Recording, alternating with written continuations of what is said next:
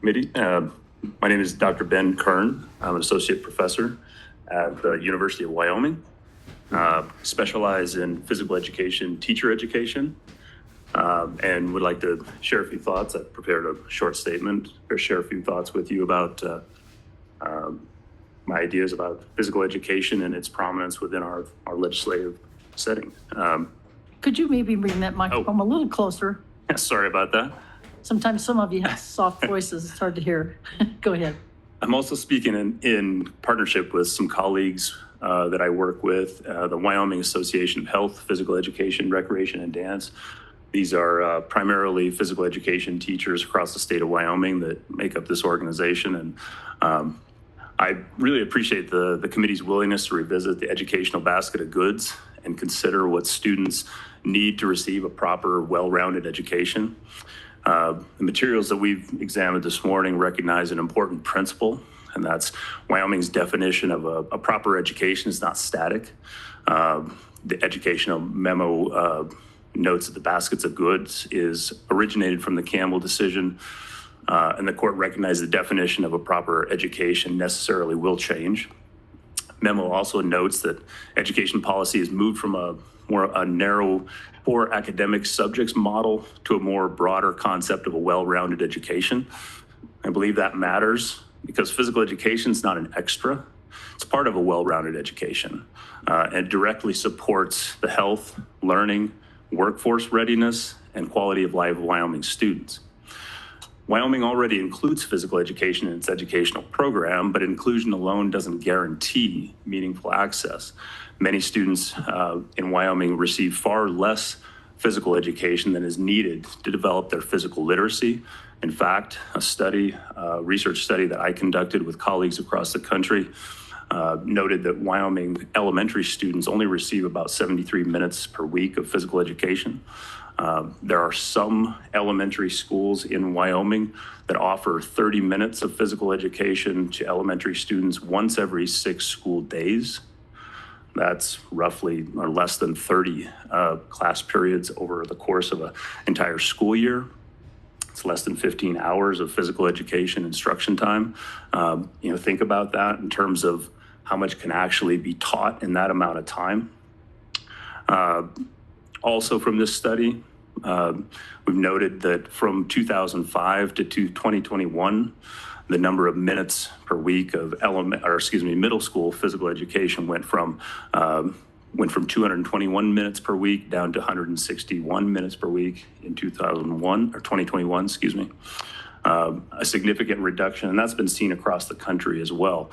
Part of this reduction in content areas like physical education, art, and music is a response to the added accountability that comes with the state testing mechanisms, the accountability associated with those. So when we're speaking of physical education, it's not just a matter of being active or getting exercise. High quality physical education supports students' attention, their behavior, academic achievement, mental health, their confidence, teamwork, belonging. It teaches students the movement skills that they need to participate safely and confidently in things like recess at school, athletics, outdoor recreation, their work, and lifelong physical activity. And when students lose these opportunities to move, be creative, succeed beyond just test scores, and experience joy in school, the day becomes less balanced and less engaging. Physical education is especially relevant in Wyoming. Our state's identity and economy are tied to physical capability, outdoor living, resilient communities. PE helps prepare students with the strength, balance, endurance, coordination, and confidence needed for life and work in Wyoming. It also belongs in this conversation because Wyoming faces some serious mental health challenges. We have one of the highest suicide rates among any state in the nation. And while physical education is not a cure for the multifaceted issues that are associated with that, physical activity is one evidence-informed way to reduce stress, anxiety, and depression. And for many children, school-based PE is the only structured physical activity they get through the entire week. Importantly, A request for focusing more on physical education is not disconnected from school level realities. Wyoming principals already recognize the value of physical education. In another study that my lab and I conducted a couple of years ago, a statewide survey of almost 300 principals in the state of Wyoming, of which 145 responded. Nearly 95% that said that their school's PE curriculum is specifically designed to meet Wyoming PE standards. That same survey found that just over 42% of Wyoming schools could increase physical education time if the state required it. That tells us that school leaders value physical education, and many schools already have the capacity to act if the legislature required it. This is also a conversation or a time to recognize that it's important to address this common concern that setting a minimum time requirement for physical education could come at the expense of academic achievement. That seems to be the big concern. And to set your mind at ease on that, research over the past 3 decades has consistently shown that when physical education time is reinstated into the school day, even when it reduces instructional time for those tested subjects, academic achievement does not go down. In many cases, it increases. So there's relatively little academic risk in considering minimum PE time requirements, and a great deal to gain in student health, well-being, engagement, and readiness to learn. For these reasons, I respectfully urge the committee to consider strengthening physical education within the basket of goods through clear statutory expectations. And specifically, Wyoming should consider establishing minimum weekly PE time requirements, prohibiting the withholding of physical education as a punishment or for academic makeup, requiring meaningful physical education credit for graduation, while limiting the substitutions for non-PE activities. We're thinking things like ROTC, sports, marching band at times gets substituted for physical education credit. And think about the ramifications of that. We wouldn't necessarily give an English credit for participating in speech and debate, now would we? And we'd also consider physical education and wellness indicators in ways that elevate student health without creating any kind of new testing burdens. We're not talking about an ask here about that. I think we've already had enough conversation about the extent to which we are testing our students, and we don't see that as a value with physical education, but we do see increasing students' access to this important content area as something that's very important. So final thing to say here, the purpose of the basket of goods is to define the education that Wyoming owes its children. If that education is meant to prepare students for responsible citizenship, productive employment, lifelong learning, and life in Wyoming, then physical education deserves stronger protection. PE helps students learn better, feel better, work better, and live better. Thank you for your time, and I'll take some questions if you would like to ask. Thank you. Questions for Dr. Kern? Representative Kelly. Thank you, Madam Chair. Just a very quick question. You brought up something about using the discipline tactic of removing a child from physical activity quite often as a discipline for maybe moving around too much in class. Is this a widespread tactic? Is this really a problem? Dr. Kern? Yeah, Madam Chair, Representative Kelly, yes, it is. And our research that has spanned all 51 states, that includes DC as the 51st. In each one of these states, we see that schools report withholding things like recess from kids, probably more prominently than physical education, but it does happen roughly across schools nationwide. About 15 to 20% of schools do withhold physical education and academic content area from students as a punishment. So it is a widespread problem. Yes. Other questions? I have one, just Dr. Kern. Oh, you have one? Go ahead. No, I'd rather have you go ahead. Go ahead, Senator Brennan. Okay, first of all, thank you for being here and presenting. I liked a lot of what you had to say, and if I didn't catch some of this, I apologize. In some of your stuff, or do you have any of the research with I know we can look at like the well-being and that they're ready to, like kids are more ready to learn, but does it go into some of the research is what some of the PE activities do as far as just even helping with brain development, those pathways that go from right to left and those types of things? Do you have some scientific information in that direction? Dr. Kern? Madam Chair, Senator Brennan. Yes, not research specifically from my lab, but there is a pretty robust body of research that's being done on the connection between physical activity and neurocognitive performance. So specifically, brain volume and brain function are enhanced by both, acute bouts of physical activity, meaning those that immediately following some bout of activity, but the long-term exposure to physical activity is shown to improve cognitive function among kids, and that cognitive function has been associated with improved academic achievement, specifically on state standardized tests. Other questions? Yeah, the question I had, Dr. Kern, and Dr. Kern reached out to me, and I just thought it was really a valuable thing since we're talking about the basket of goods to take a look at this, because I had two of my grandkids that live in Wyoming that are both still in elementary, had mentioned this more than once, that they were losing PE time, and that's one of their favorite things to go to. And I would say, why? And they go, well, there's this or there's that, or there's an assembly, or there's a different program or whatever. And it seems like it's quite often it's PE and music and art, really important things that kind of get taken out. Do you kind of wonder sometimes, you talk about, I've seen some studies way back when about just the analogy between, the kids getting out and doing some workouts before they take their tests. And they've done some studies. I don't remember how many years ago that I looked at this. And I kind of wonder about our NAEP scores, going down nationwide. Do you think that since it's nationwide, we're taking PE time, that maybe there's a correlation there?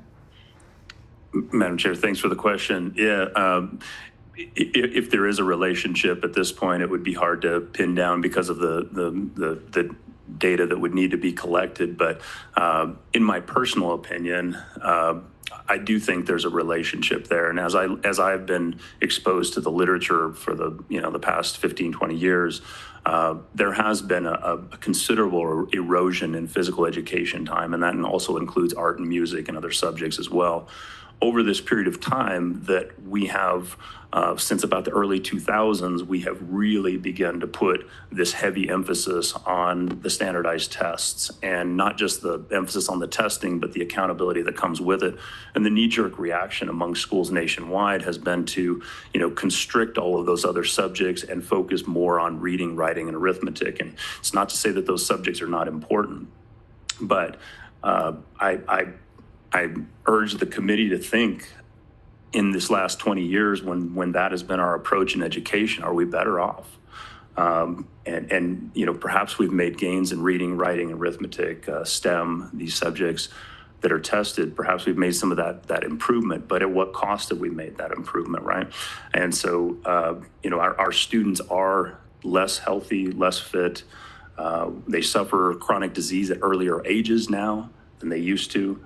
And that's, is there a direct causation to physical education time? Not necessarily, but what we are looking at is a youth group that is not as physically active and capable as they once were. And we've taken away one of the key parts of that educational experience and that developmental experience by reducing physical education time in schools. Any other questions for Dr. Kern? Yes, go ahead, Representative Guggemos. Thank you, Madam Chair. I would just put forward that this just doesn't apply to kids. I can speak firsthand since I was elected. The past 2 years, having to sit all day through meetings, committee meetings. You can't see it, but my legs are bouncing up and down like crazy, and I just want to get up and do something. So I think it pertains to adults as well as kids. Another comment would be, it seems like our education has gotten so complex with all the testing and the scoring and all the the requirements put on it. And it's like the more complex we make it, the worse we do. Our schooling system was a lot simpler back in the day, and it allowed us to become a world power in 200 years. And now look at us, we've made it so complex, it's not working. So I think keeping it simple is the key. Thank you. Anything else you'd like to say, Dr. Kern, or finish up with? Madam Chair, I think, I think he asked a question in there.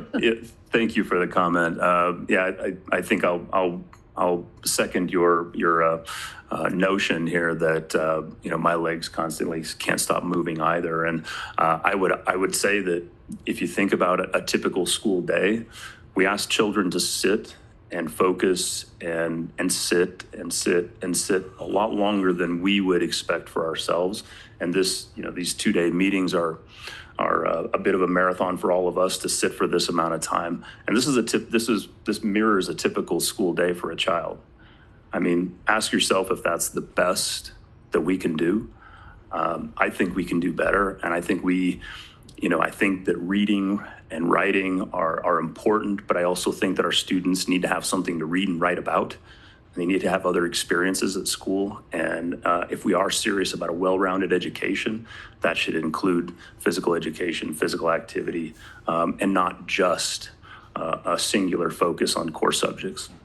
I'll leave it with that. Senator Scott, I think, has a question also. Go ahead. Madam Chair, my question is how much of what we're seeing in this respect is really school related, and how much of it is social, in that kids are paying so much attention to electronics, so much time on the cell phone, so much time that sort of thing, when rather than getting outside and actually doing something. And are we not just seeing an after-school problem rather than a school problem? That society has moved toward too much emphasis on social media and electronics rather than getting out and doing something after school. Dr. Kern? Madam Chair and Senator Scott, I'd love to respond to that. And I agree with you wholeheartedly that, that the technology revolution that we've seen in the last, 10 to 15 years has certainly impacted our children's physical activity levels. And I would like to offer that physical education itself is not simply getting them physically active and just moving, but physical education crosses a psychomotor, a cognitive, and an affective domain. So we teach children how to become lifelong movers, where to move outside of school. And ultimately, it is about getting them to recognize, be competent in, and enjoy being physically active away from school time. And that in physical education does not typically include using technology or using a screen. So I think it is sort of on board with an idea that we need to curb screen time, we need to curb technology use time, and we need to reshape habits of young people outside of school. And if you think about from a societal standpoint as well, we've been so clever in engineering our lives where we don't have to do anything physical, right? We need to re-engineer the physical back into our lives, and that needs to start in school.